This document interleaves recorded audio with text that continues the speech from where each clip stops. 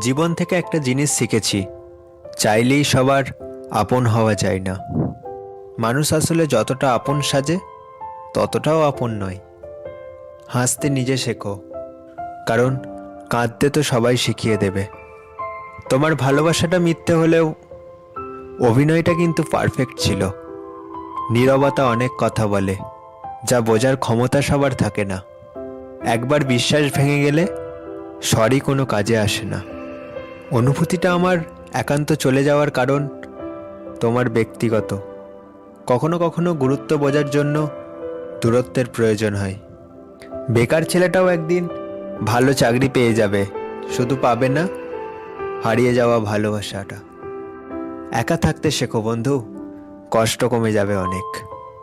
জীবনের একটা গল্প লিখতে বসলাম, দুঃখগুলো লেখা শেষ, কিন্তু যখনই সুখ